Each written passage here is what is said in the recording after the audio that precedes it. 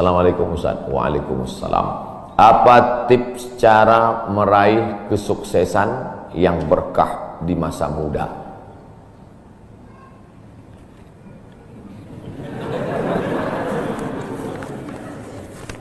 Saya tidak pernah bercita-cita menjadi apapun.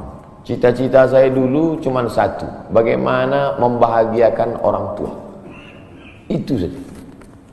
Ya Allah, aku sekolah, tak tahu dulu pulang mau jadi apa. Yang penting bisa membahagiakan orang tua. Itu saja. Jadi setelah itu sampai, ya sudah. Bisa menyenangkan hati orang tua. Bisa, itu saja. Maka saya sampaikan di kampus-kampus kepada mahasiswa, kalian kalau belum bisa membahagiakan orang tua, jangan menyusahkan orang tua.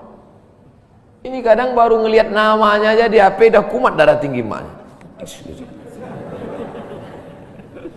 Kalau belum bisa membahagiakan dia, jangan menyusahkan dia. Maka saya di Mesir 4 tahun tak pernah saya minta duit. Tiba-tiba udah sampai dari ke Mekah. Mak, aku udah di Mekah. Dari mana kau dapat ongkos? Ada tabunganku sikit-sikit. Pergi ke Mekah, kerja, pulang, bayar hutang. Jangan pernah menyusahkan orang tua. Oleh sebab itu cita-citanya yang pertama mencari ridha Allah. Ridha Allah fi ridhal walidain wa sukhutullah fi sukhutil walidain. Pulang saya ke kampung, saya mau beli tanah berapa meter, ternak lele, tanam cabai, daun ubi, malam mengajar ngaji. Cita-cita saya kecil aja. Tak ada cita-cita mau jadi ustadz viral disambut di airport, tak ada. Terus kata mak saya, masa kau S2 tinggal di kampung, pergilah ke kota. Akhirnya saya menghonor jadi dosen, siang jadi dosen, malam ceramah di masjid, direkam, diupload, khutbah diupload, like and share, akhirnya viral. Diusir beberapa kali, makin viral. Dibully, makin viral. Akhirnya yang membuli saya taubat sekarang. Ini orang makin dibully, makin viral. Udah kita diamin aja lah. Itu semua itu kerja kita atau kerja Allah? Kerja Allah. Kerjakan kerja kita, urusan Allah biar Allah yang urus. Kita hidup ini sama macam bawa pancing. Kita tugas kita ambil bambu, pasang kail, cari cacing, letakkan. Masalah ikannya datang tak datang itu urusan Allah. Ini kadang banyak orang ngurus urusan Allah yang dia urus. Urusan Allah yang kau urus. Kata Allah, yang mendatangkan ikan ini urusan aku. 10 pancing pasang, itu urusan kita. Tarik pancing 1, cacingnya hilang. Cari pancing 1, kailnya hilang. Cari pancing 1, talinya hilang. Yang ke-10, bambunya hilang. Marahkah kita? Tidak. Karena urusan kita sudah selesai. Serahkan urusan Allah. Pulang ke rumah, rupanya Allah mau kasih kita bukan ikan mentah, tapi ikan masak. Banyak orang terlalu berpikir hidup ini kau buat saja urusanmu, urusan Allah. Urusanmu berangkat dari rumah kerja, masalah hasilnya urusan Allah. Berapa banyak orang bekerja tapi tak dapat apa-apa. Betul? Kalau sudah rezeki tak kemana. Tapi jangan gara-gara ini lalu bapak enggak kerja. Dibangunkan ibu besok pagi, bang, apa enggak kerja masuk kantor? Urusan Allah. Kalau ada suami ibu seperti itu, ibu jangan marah, biarkan aja. Nanti jam 12 dia bangun, dia lapar, dia tengok, mana makanan? Ibu jawab, urusan Allah. Harus ada usaha dan ikhtiar.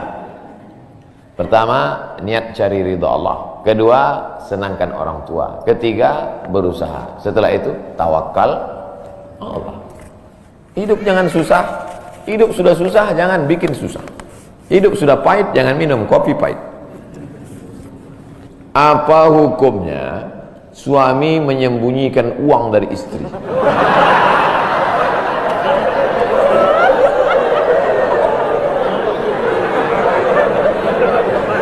Bang, kata istrinya.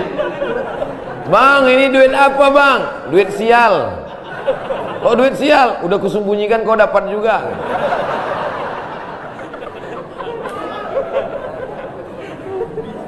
Bapak menikah sama ibu, ibu menikah sama bapak, apakah hartanya jadi satu atau harta masing-masing?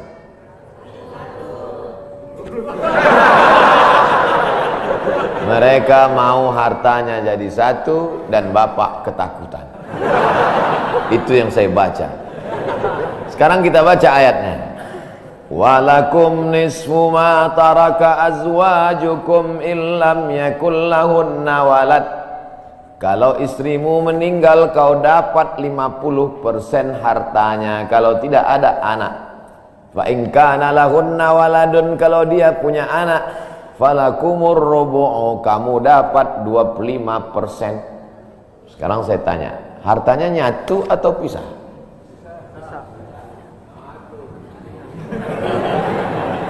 Memang kalau belum sarapan susah nangkap. Saya ulang sekali lagi. Walakum nisfu ma taraka azwajukum. Hai para suami, kamu dapat setengah harta istrimu kalau tidak ada anak. Fa in kana lahunna waladun, kalau ada anak kamu dapat 1/4. Artinya hartanya misah. Harta bapak beda, harta ibu beda.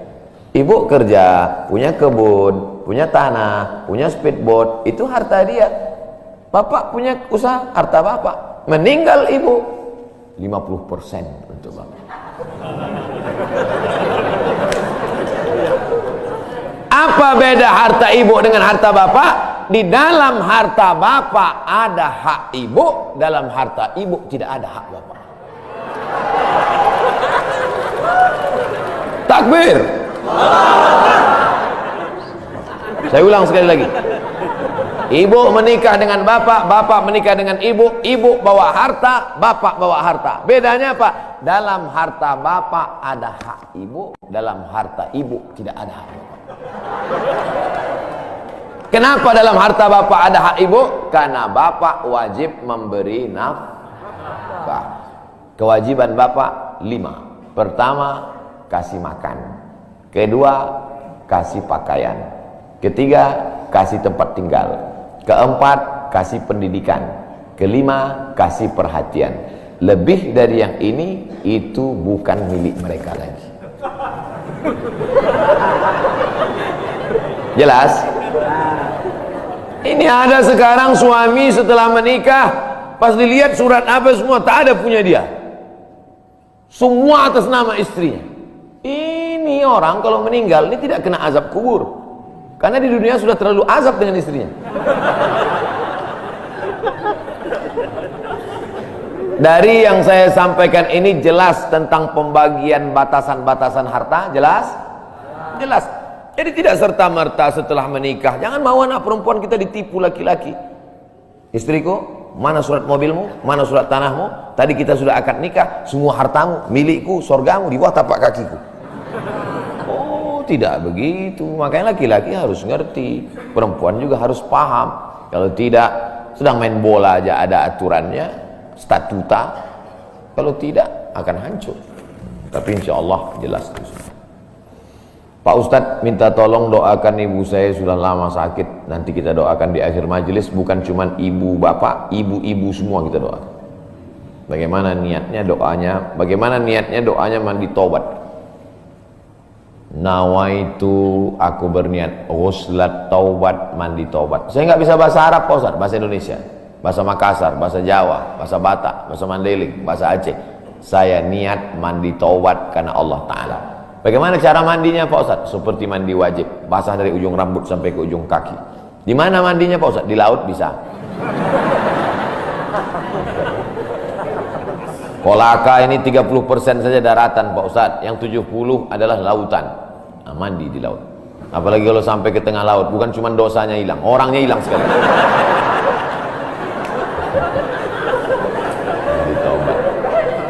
Setelah mandi taubat, solat sunat taubat, usolli sunnatat taubat raka'ataini lillahi ta'ala. Ayatnya bebas. Ayat apa yang paling panjang? Hafal kau amma yatasaalun? Tidak. Wadduha? Tidak. Kulhu? Hafal apa aja kulhu. Di sujud terakhir banyak berdoa. Berapa kali solat sunat taubat sehari? Sebanyak-banyaknya. Kami dulu dipesankan guru kami, pagi sholat sunat taubat, siang sholat sunat taubat, petang sholat sunat taubat, sebanyak-banyaknya sholat sunat taubat, sholat sunat taubat, sholat sunat taubat, sholat sunat taubat. Usolli sunat taubat raka'atain lillahi ta'ala. Ma min muslimin yudhnibu dzamban, ada orang yang silap salah berbuat dosa, summa yatatahhar, bersuci, berwudu, mandi, taubat, summa yusolli raka'ataini, sholat sunat 2 rakaat, summa yastaghfirullah, minta ampun kepada Allah, illa ghafarallahu lah, Allah mengampunkan dosa-dosanya. Bulan Rajab banyak-banyak taubat, bulan Sya'ban tingkatkan ke taubat, masuk ke dalam bulan Ramadan insyaallah mendapatkan Lailatul Qadri khairum min alfi syahr. Semoga Ustaz senantiasa diberikan Allah kesehatan, amin. Saya dari Medan. Ada juga orang kampung saya di sini. Bagaimana cara bakti seorang anak, cara membahagiakan orang tua berjarak jauh dengan kita, sedangkan bertemu dekat bersama orang tua mungkin hanya 1 tahun sekali, Idul Fitri saja, karena harus bekerja di PT Antam Tbk Sulawesi Tenggara. Ada sesuatu yang tak bisa kita bayar dengan uang, tak bisa dibayar dengan uang. Yang bisa merasakan ini orang yang orang tuanya sudah meninggal, yang masih hidup tak bisa. Lam ya'rif man lam yadhuq, yang tak pernah merasakannya tak bisa menceritakannya, karena tak bisa dirasakan. Setelah orang tua itu tak ada, barulah kita rasa dunia ini hampa, tak ada gunanya. Duit itu tak ada gunanya, mobil itu tak ada gunanya, rumah itu tak ada gunanya, apapun tak ada gunanya.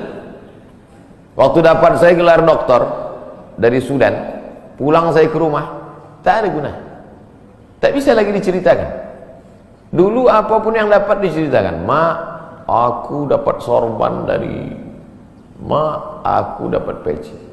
Setelah pulang tadi, pulang dari Brunei dapat gelar visiting profesor di Universitas Islam Sultan Syarif Ali, tak ada gunanya, hampa. Paling-paling ditulis di baleho aja, profesor, doktor. Untuk menunjukkan bahwa kita bukan ustadz kaleng-kaleng. Nanti setelah dia tidak ada, barulah kau cari mana kain yang pernah dia pakai dulu, mana sajadah yang dulu dia pakai waktu sholat, di mana dia dulu sering duduk. Bekas tempat duduknya aja pun bisa menghilangkan rindu. Bekas tempat dia duduk dulu, tempat dia duduk makan kacang sambil minum teh, duduk kau di situ bisa menghilangkan rindu. Quran yang dia baca dulu lengkap dengan rehalnya, bangun kau tengah malam, kau bentang sajadah, duduk kau di situ, kau buka Quran yang dia baca dulu, hilang rindu. Tapi setelah dia tak ada, makanya mumpung dia masih ada, ciumlah tangannya, peluklah badannya, ciumlah keningnya. Kalau kau ada duit, kirimlah. Tak bisa, karena cari makan jauh Pak Ustaz, mesti terbang dari Sumatera sampai kemari. Apa boleh buat? Memang begitu kondisi ekonomi kita sekarang. Allah tidak marah, tapi kalau kau mampu, kirimlah. Siapa orang yang kira-kira bisa digaji, dibayar untuk memasakkan dia di rumah? Berkirimlah. Karena sampai masanya nanti duit yang banyak itu tidak ada gunanya. Sebanyak apapun kau simpan, tak ada rasanya lagi, hampa, tak ada gunanya. Maka mumpung dia masih ada, Idul Fitri paksa-paksakanlah pulang. Mahal tiket pesawat, tabunglah, teleponlah. Masih ada dia menyambut teleponmu, berikan HP yang kira-kira lama dia pakai, tinggalkan. Mak, ini chargernya, ini handphonenya, ini baterainya, persiapan kalau rusak pasangkan di sini. Nanti kalau aku telepon, sampai masanya nanti handphonenya berbunyi tapi tak ada yang angkat. Selagi dia masih ada, senangkanlah hatinya, kirimkanlah kain. Kain itu tidak akan dia pakai, tapi insya Allah menyenangkan hati dia. Ketika hatinya lapang, lapang rezeki. Ketika hatinya senang, senang hidup. Tapi kalau sudah hatinya sempit, meleleh air matanya rindu karena tak pernah kau telepon, disitulah awal azab Allah datang. Kau akan berenang dalam kesengsaraan. Mudah-mudahan Allah mengampuni dosa kita semua, dosa ibu bapa. Ala hazihi niyah al-Fatihah. A'udzubillahi minasyaitonir rajim. Bismillah. Alhamdulillah rabbil alamin. Ar-Rahmanir Rahim. Maliki yaumiddin. Iyyaka na'budu wa iyyaka nasta'in. Ihdinas siratal mustaqim. Shiratal ladzina an'amta 'alaihim ghairil maghdubi 'alaihim waladdallin. Amin. Rabbana ighfir lana dzunubana, ampunkan dosa kami ya Allah. Wali abaina, ayah kami ya Allah. Melepuh kulitnya untuk menyekolahkan kami, tak dapat kami balas budi baiknya ya Allah. Wali ummahatina, ummah kami, 9 bulan 10 hari kami dikandungnya, 2 tahun kami disusukannya, mengalir darahnya dalam badan kami, tak dapat kami balas. Tak dapat kami balas kebaikannya, sekali teriakannya saat mengeluarkan kami ke alam yang fana ini, tak dapat kami balas kebaikannya ya Allah.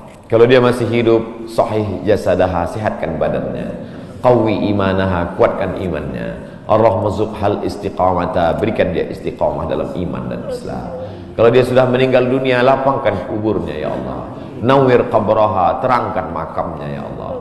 Allahumma ja'al qabraha radatan min riyadil jinan, jadikan kuburnya salah satu dari taman-taman surga.